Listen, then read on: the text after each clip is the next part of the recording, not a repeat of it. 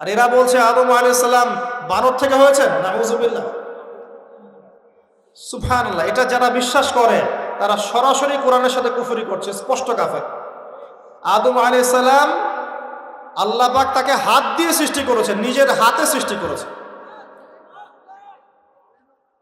তিনি বানর থেকে মানুষ হননি। হ্যাঁ, যারা এই মতবাদটা দিয়েছে ওরা বানর থেকে মানুষ হতে পারে, আমরা হই না। বরং সূরা বাকারায় আপনি উল্টা চিত্র দেখতে পারবেন। সূরা বাকারায় দেখবেন, পড়তে পড়তে দেখবেন একটা জায়গায় আছে যে শনিবারের সীমা লঙ্ঘন করার জন্য কিছু মানুষকে, বনু ইসরাইলের কিছু মানুষকে আল্লাহ পাক মানুষ থেকে বানর বানিয়ে দিয়েছে। আছে না দলিল? তাহলে এটার প্রমাণ পাওয়া যাচ্ছে। সুবহানাল্লাহ। আসেন, সভ্যতা এগিয়ে চলল। সভ্যতা দুটো শক্তি, আল্লাহর বিধান, আল্লাহ নাজিলকৃত পবিত্র তাওহীদ, এবং অপর সাইডে আছে শয়তানের শিরক। কথা কি বুঝতে পারছেন? দিন দিন এগিয়ে চলতে লাগলো। প্রথম কি ক্রাইমটা হলো পৃথিবীতে? সভ্যতার প্রথম ক্রাইম হয়েছে হাবিল কাবিল। কে কাকে হত্যা করেছে? কাবিল হাবিলকে হত্যা করেছে। কি কারণে? ঈর্ষা। ঈর্ষা। এখান থেকে এই সভ্যতার শিক্ষা কি?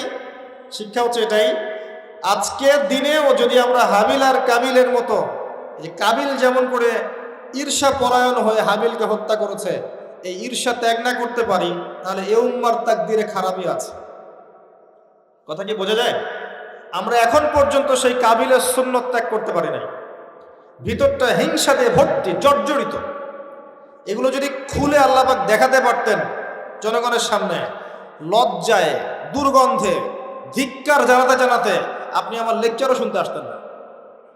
হ্যাঁ, যদি আমার কলিজাটাকে খুলে আল্লাহ পাক দেখাতেন যে দেখো এর কলিজার মধ্যে কি পরিমাণ হিংসা আছে, ঈর্ষা আছে, দুনিয়ার লোভ আছে, লালসা আছে, পরশ্রী কাতরতা আছে, দুর্গন্ধে আপনি আমার লেকচার শুনতে আসতেন না। জি, এটা সৌভাগ্য যে আমাদের ভিতরটা আল্লাহ পাক দেখান না। আল্লাহ পাক আমাদের কলবটাকে পরিষ্কার করুন, আত্মশুদ্ধি দান করুন, আল্লাহর নূর দান করুন, এবং ঈর্ষা ত্যাগ করার তৌফিক আল্লাহ পাক দান করুন। এবার আসেন, সভ্যতা এগিয়ে চলছে। লেকচারটা একটু লম্বা হতে পারে, একটু ধৈর্য ধরেন। সভ্যতা এগিয়ে চলছে। আদম আলাইহিস সালামের যুগে কোনো পাপাচার খুব একটা দেখা যাচ্ছে না, শুধু এই পাপাচার ছাড়া। এর পরের জেনারেশনে গিয়ে দেখছি নূহ আলাইহিস সালামের কওম। কার কওম? নূহ আলাইহিস সালাম। 5 জন বড় বড় নবীর একজন। 5 জন বড় বড় নবীর নাম নূহ আলাইহিস সালাম, ইব্রাহিম, মূসা, ঈসা, মুহাম্মদ সাল্লাল্লাহু আলাইহি ওয়াসাল্লাম। আমি কিন্তু শেষে প্রশ্ন করব, উত্তর দিতে হবে, ঠিক আছে? ইনশাআল্লাহ। সঠিক উত্তর দিতে পারলে পুরস্কার, না পারলে যে পারবে তাকে আপনি হাদিয়া দিবেন। আপনার পকেট থেকে হাদিয়া নিয়ে তাকে দেওয়া হবে ইনশাআল্লাহ। তো নূহ আলাইহিস সালামের যুগে কি শিরক, প্রথম শিরকের পাপ মানুষ দেখল। ইয়াগুস, ইয়াউক, নাসর, এরকম কিছু মূর্তি ছিল। এই মূর্তিগুলো তারা উপাসনা করা শুরু করল। বাই দ্য ওয়ে, এই মূর্তিগুলো কিন্তু তারা হাতে তৈরি করে নাই। আমার কথাটা ভালো করে বোঝেন। এই মূর্তিটা তারা আসলে অটোমেটিকলি হাতে তৈরি করে নাই। এই মূর্তিটা তৈরি করার পিছনে শয়তান তাদেরকে ওয়াসওয়াসা দিয়েছিল। কি ওয়াসওয়াসা দিয়েছিল?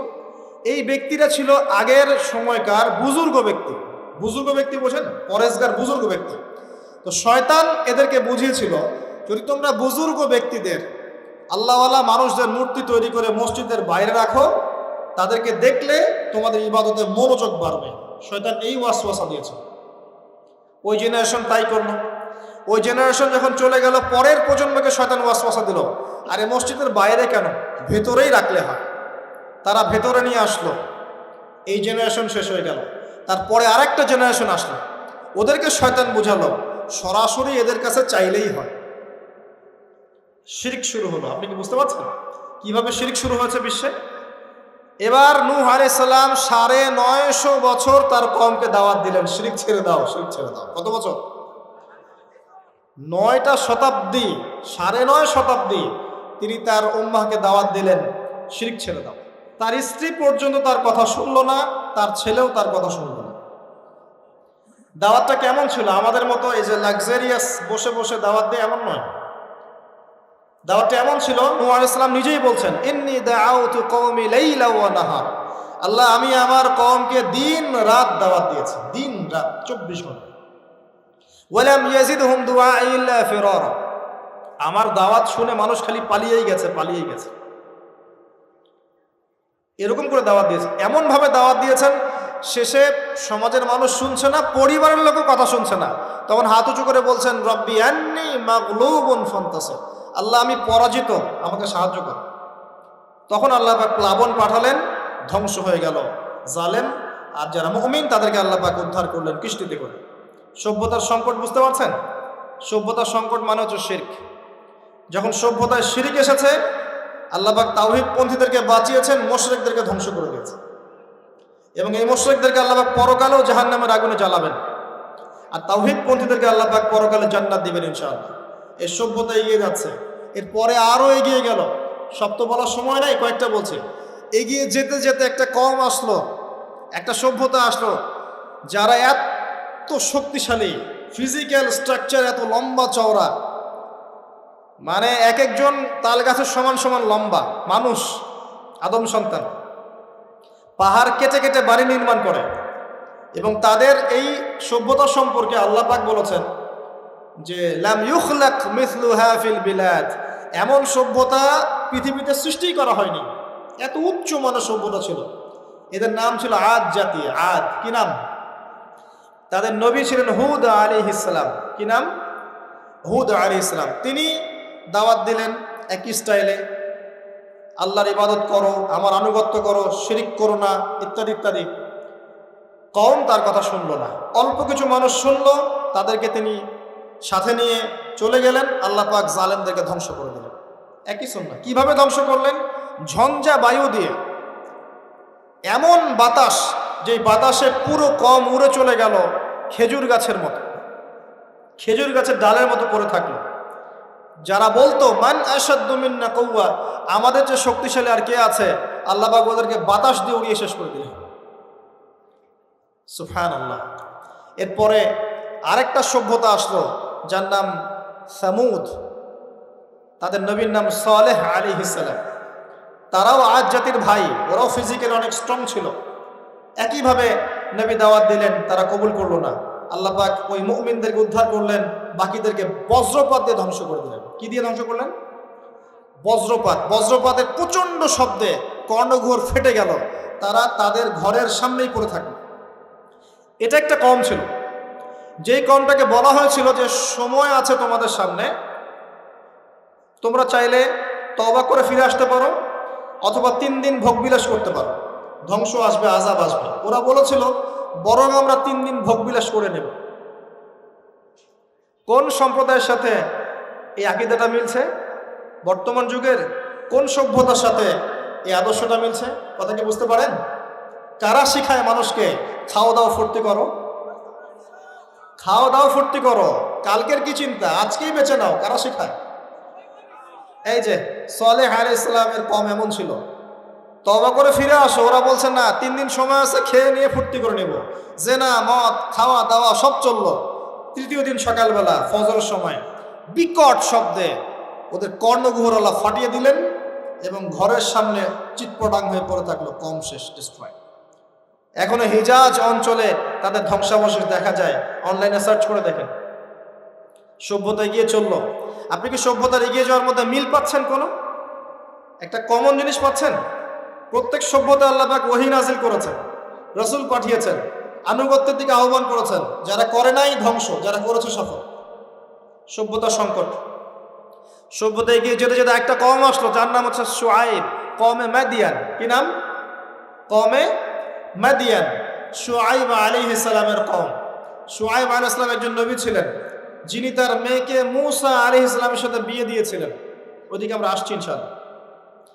শুআইব আলাইহিস সালামের কওমের অপরাধ ছিল, এরা মাপে কম দিত, ঠিক রমজান মাসে আমাদের কিছু ব্যবসায়ীর মতো। কথা কি বুঝতে পারছেন? ওরা অপেক্ষায় থাকে কখন রমজান আসবে, তার আগে সব সিন্ডিকেট করে ফেলবো, কৃত্রিম সংকট তৈরি করব, মানুষ তারপরে আমাদের পিছনে হন্য হয়ে ঘুরবে, তেল পাবে না, ডাল পাবে না, চাল পাবে না, এবং গভর্নমেন্টকে বিব্রত করবে। এভাবে গভর্নমেন্টকে বিব্রত করে ফেলে। পরে দেখতে পাচ্ছেন না কি হচ্ছে? মানুষ, বৃদ্ধা মহিলা দৌড় দিচ্ছে ট্রাকের পিছনে, বাবা একটা আমাকে একটা একটা মানে একটা টোকেন দিয়ে যাও, অন্তত একটা পলিথিন আমাকে দিয়ে যাও, এটা বলে ট্রাক ধরে ধরে দৌড়াচ্ছে একজন বৃদ্ধা মহিলা। তারাও আমাদের দেশের মানুষ, আর এই ব্যবসায়ীরাও আমাদের দেশেরই মানুষ।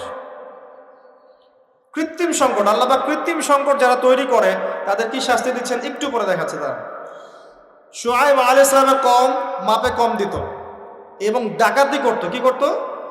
ডাকাতি। আমরাও কিন্তু কম করি না ডাকাতি। এখন আমরা নেক্সট সুরতেও ডাকাতি করি, বৎসুরতেও ডাকাতি করি, করি না?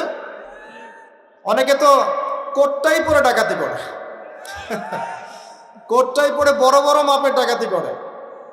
কারণ আপনি কোটটাই পরলে তো ধরতে পারবেন না কলার, সাথে তো প্রোটেকশন আছে।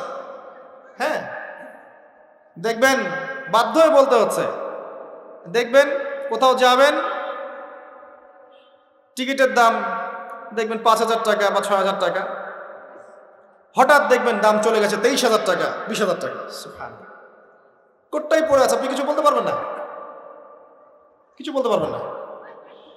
সব ক্ষেত্রে এগুলো চলছে। স্যুট বুট পরে বসে থাকবো সুদী ব্যাংকে, মানুষের রক্ত চুষে খাচ্ছে। অনেক সময় দেখা যায় দিনের লেবাস পরেও আমরা জনগণের টাকা পয়সা লুটে খাই।